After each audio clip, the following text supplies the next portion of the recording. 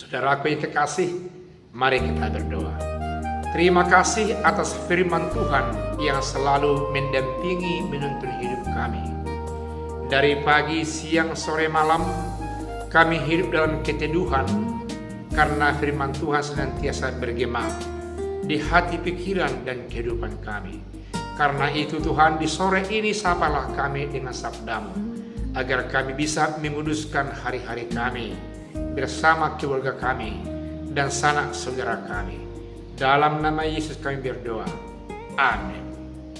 Firman Tuhan, firman yang hidup. Dari Matius 5 ayat 27 sampai 28 dikatakan demikian. Kamu telah mendengar firman, jangan berzina. Tetapi aku berkata kepadamu, setiap orang yang memandang perempuan serta menginginkannya sudah berzina dengan dia di dalam hatinya. Demikian firman Tuhan.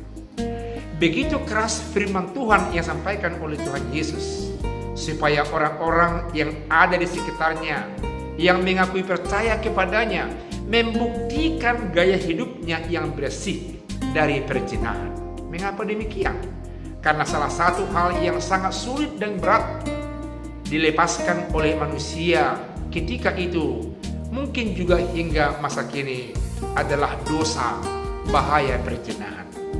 Cukup uang, ada kesempatan, banyak orang, terlebih-lebih kaum Adam, yang jajan seks, yang jajan mencari kepuasan di tempat-tempat yang tidak diperkenankan oleh pemerintah maupun masyarakat sehari-hari. Saudaraku yang kekasih, demikian kerasnya dikatakan oleh Yesus kepada laki-laki. Tentunya karena mungkin dilihat oleh Yesus, laki-laki lah yang menjadi penyebab utama dalam konsep ini. Mengapa sampai jatuh dalam perilaku perzinahan itu?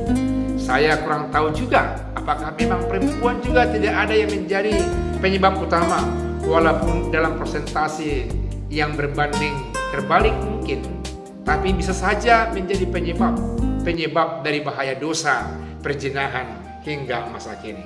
Saudaraku yang kekasih, dikatakan firman Tuhan, dikatakan oleh Tuhan Yesus kepada orang yang di sekitarnya, dan saya percaya kepada murid-muridnya juga, dan kepada gereja, kepada saya, kepada semua lapisan masyarakat hingga pada masa kini. Dikatakan jangan berzina. Tetapi aku berkata kepadamu, setiap orang yang memandang perempuan serta menginginkannya sudah berzina di dalam hatinya. Sudah berzina dengan dia di dalam hatinya.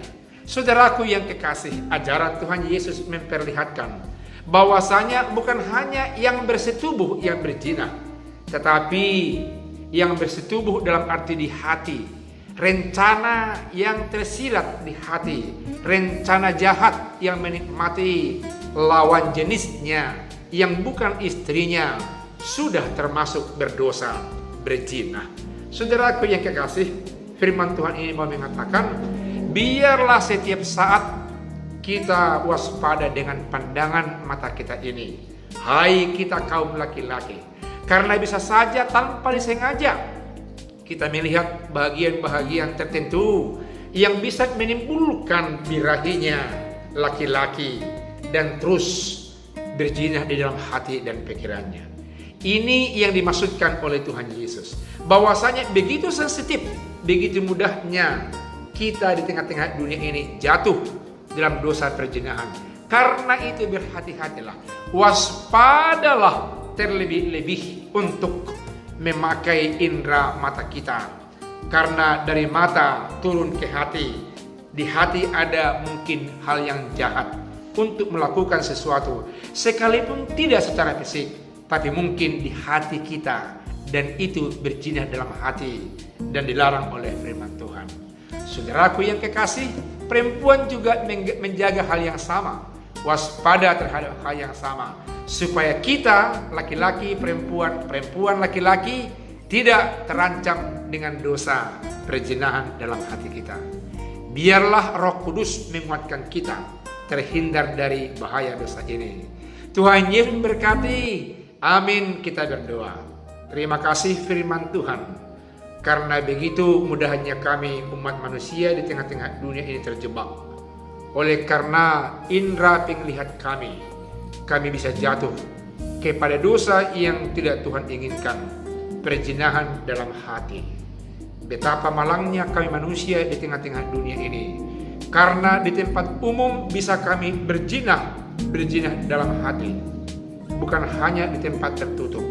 Di tempat-tempat pertemuan resmi dan tidak resmi ternyata berpeluang untuk berdosa. Karena itu Roh Kudus senantiasa yang menjagai kami, mengingatkan kami.